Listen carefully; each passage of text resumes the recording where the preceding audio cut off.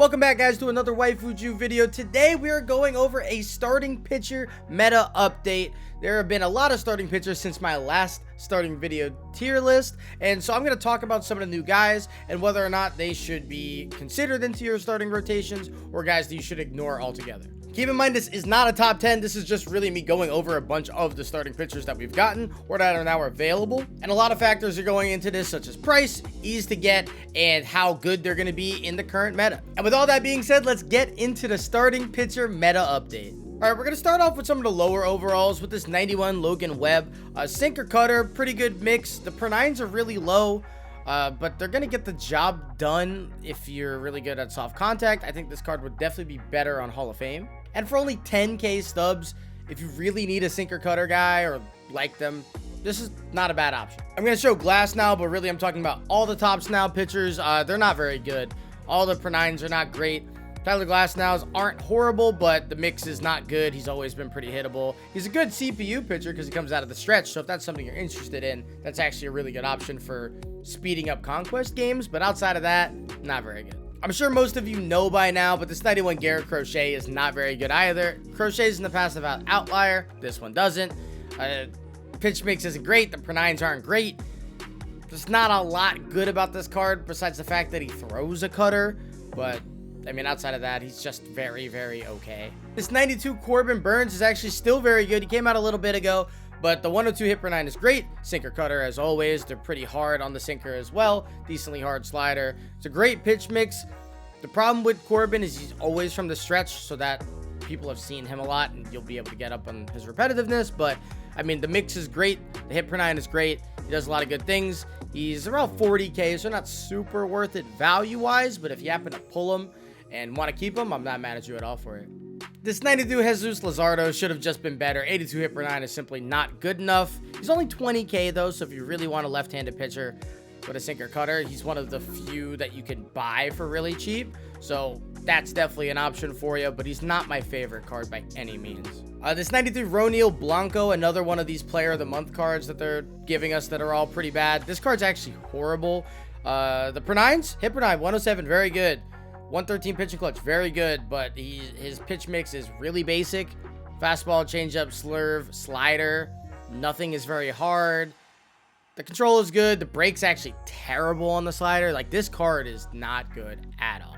I'm going to show 93 Dolander. This is one of, I think, 3 or 4 cards from Team Affinity Chapter 2 that all have fastball, slider, curveball, circle change, and sinker.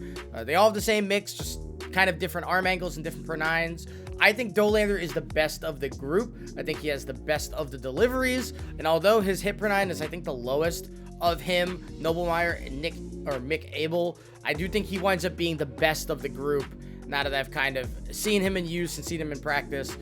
The 101 K per-9 is also very good. None of them are fantastic. All of them are pretty decent. If you wanted to use all 3, I get it. If you wanted to use none, I'm not mad at you either. This is a really good, probably 4 or 5 starter that you would use a handful of times until there's better options. But having a sinker is nice, and his arm angle is okay. Plus, they're all free, so it's important to have that. Another free TA pitcher, Justin Verlander. He is really okay. I understand if you like Verlanders who want to use him. He sadly doesn't have outlier. That's what usually makes higher end Verlanders very good. But he has everything else that he usually has with the cutter, the hard slider. So he has the tools to be okay. Just the no outlier is tough. The pitching clutch at 101 is very good. 92 hit per-9 is very good. And I completely understand if you want to use him. He's just not for me. The last TA pitcher I'll be talking about is Noah Schultz, easily the best of the starting pitchers. This guy should probably be in your rotation, especially if you're getting towards Hall of Fame and Legend. That's where he really starts to shine. No, he doesn't throw the hardest. It's only 95 really on the fastball, but he has different pitch speeds and everything. The slider has really, really good break, 99 break. And he has a little bit of an arm angle that's a little bit strange. Kind of reminds me of Randy Johnson a little bit. Obviously, minus the velocity. Having a sinker is also a benefit as opposed to Randy that has the 2-seam. This guy has a sinker, and it is slower. I know it says 94, but really it comes in a little bit slower. And the per-9s are good. Noah Schultz is easily my favorite of the TA cards. It should probably be in your rotation. I said he was the last one, but J.R. Richard, this is a legend pitcher only. And you're really going to want to find him or use him against guys that aren't good on Legend. Outside of that, he's not going to be ideal. All of his pitches are 2 speeds and they go 2 different directions, and that's really it. It's not going to confuse a whole lot of guys. Might work for a couple innings, but once you get to the 4th, 5th, 6th, it'll be tough. So not my favorite option. Shota Imanaga, this card's not good. Don't use him. Unless you're a big Cubs fan, he's just not very good. Mike Soroka, this card was very surprising to me. 106 BB9 makes this card honestly fantastic. Without bad pinpoint, and just pitching in general has been. This year, the BB9 is going to help quite a bit. This card will put pitches pretty much wherever you want. I wish he threw a little bit harder. He does have a really, really weird arm release out of the stretch. So kind of Corey Kluber-esque, that he's better out of the stretch. Plus the pitching clutch is a little bit better than the hit per 9. I think this card's awesome. And is he worth 30K? Probably if you're looking for a 4th or 5th starter. I genuinely think this card is very good. Maybe an underrated card here, but maybe not because he's a little bit expensive at 80 to 90K. Jackson Jobe from the Tigers, another pipeline guy. He has outlier on his fastball, pretty much 90s to mid 80s across the board in terms of his per 9s, which is very nice. Slurve, circle change, cutter, 2-seam. This card is very reminiscent of last year's Paul Skeens. So if you liked Paul Skeens last year, you're going to get very similar things with this outlier Jackson Jobe. He's obviously worse than that card was, but it's a Skeens-esque type, as long as his outlier works, which I know Paul Skeens still doesn't, which is annoying, but it is what it is. Andrew Painter's okay. He's worth 20K from the event. He's probably better than the rest of the sinker, 4-seam, stereotypical TA guys. I think he's better than all of them, but it's kind of marginal. The pitching clutch is really what puts him ahead. Same kind of pitcher, but I do think he's the best of that group. Speaking of that group, Edward Cabrera is head and shoulders better than all of them. 102, 98 on the per 9s, 94 pitching clutch. I wish it wasn't lower than a hit, but that's fine. He does have outlier on the sinker. This is a better version of the Edward Cabrera we saw in the dark days when this card was first out. He's better this year, honestly. In terms of like his stats, obviously sinkers don't go exactly where you want like they did when this card was originally out. He is expensive, and I doubt any of you guys are going to be paying that much for him. But if you really want a high-end rotation, he should probably be part of it. And if you have the stubs for it, collections are done, just have stubs to spend, this is definitely a card you should probably go get. Another year, another Fernando Valenzuela, 95 this time. The per 9s are great. He is Fernando. I mean, it's exactly what you expect out of him, although his per 9s in terms of hit and K are actually better than usual. This card's going to be great on Hall of Fame. If you guys like using him, you're going to like him again. If you don't like using him, you're not so much going to. He's in the BR program, so you can get him for free if you finish that. He is about 90 to 100K if you want to spend the stubs on him. I do think as a free pitcher, he's awesome. As one you got to spend the 100K for, I'd probably go somewhere else. Also, 110 stamina would be better for a guy with more than 4 pitches, but that's for another day.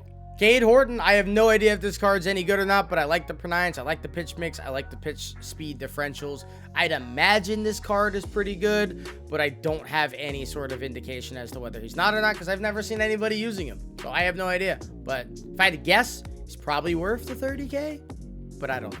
Next, we have Al Leiter. This is a card you get on the way towards the boss packs for the collection. And to me, personally, from what I've seen, from when I faced him, this is the best pitcher in the game. He doesn't throw hard, sinker, cutter, curveball, slider, 4-seam, but the per 9s are amazing for an early game Al Leiter. There's not many cards that are really good versus lefties outside of like 2 or 3. The BB9 is low, but he throws slow, so the pitches are, they go more so where you want than if he threw 100. So the BB9 being as low is not as bad as like say Ohtani with a really low BB9. 116 pitching clutch is crazy. And Al Leiter always has just one of the best arm angles in the game. Leiter is always amazing. This one, in this particular moment, to me, is the best pitcher in the game on Hall of Fame or Legend. All-Star, it might be more of a struggle, but on those 2 difficulties, I think Leiter is lights out. Only a couple more cards to go. 97 DeGrom World Series reward. If you guys get DeGrom now, I think it's probably worth selling him. He is 180 to 165K. We all saw what happened to Randy Johnson once part 2 of the rank program came out. He dropped quite a bit. I think DeGrom is definitely one of the top 5 pitchers in the game. Outlier on the fastball. They gave him a sinker, and it's not his worst pitch. It actually has really good control and 74 break, which isn't terrible. Slider obviously is really good on DeGrom. 92 speed, which is what makes DeGrom so great with the outlier fastball and essentially an outlier slider, even though it doesn't have it. DeGroms are always very good. I think this one will be as well, especially with the high pitching clutch. I just don't think he's worth the stubs now. He will be once part 2 of the rank program comes out, which if you're watching this then, it might be worth getting the Grom. Next, we have Andy Pettitte. Some people are starting to get the bosses, so I do want to talk about Andy now because I didn't really in the last video. I think Andy is easily a top 5 starter in the game. The problem is, with the way the XP program has kind of gone, I know a lot of people aren't going to pick him first because you're going to want to get either Jimmy Rollins or Larry Walker, and I completely understand wanting to get a hitter as opposed to a guy who's pitching every handful of games. But if you are picking him first and you're really close, this card is going to be fantastic right now. 117 BB9 is unbelievable. The really slow cutter makes this card really good. I honestly don't see any problems with this card at all. He even has a hard-ish, quote-unquote, fastball coming in at 95, which is better than other cards in this archetype. I love this Andy Pettitte. I'm going to be taking him first as a Yankee fan, but I doubt any of you guys will, so he's not really on the radar, but I just want it to be known he's going to be really good. And the last card in this meta update is 99 Satchel, another card that's been out since day 1, but now we're starting to see some people slowly but surely get there. These cards with him, George Brett, and Willie Mays are all attainable now officially. I know a lot of you guys won't have them, but it's good to start getting an eye out. I think Satchel is easily the best right-handed pitcher in the game, especially if his pars play better, much like his lower overall card did. Just something about the way his screwball and sinker play off of each other is really, really good. The per-9s are insane too, 111, 110, and 114 pitching clutch. The control is also really good on each individual pitch, so we'll see how it plays. Again, if he plays like he did last year, it won't be very good. I think he'll be better though. And he has 90+ break on every single pitch. I really do think this is going to be a demon of a card, and I think he's actually underrated because of how good some of the other bosses might be. And so that's going to do it, guys. That is our meta update for today. It is Meta Monday, and there are a lot of new pitchers since we last talked about them. So hopefully this is a nice little guide to try and tell you a little bit about some cards, whether or not I think they're really good or not. But let me know who you guys are using in your rotations right now. I know it's kind of been a fluid position as the year has gone on, so hopefully you're doing pretty successful with it. Leave a comment down below, like and subscribe if you like the video, and I'll see you guys in the next Meta Monday. Have a good one. Peace.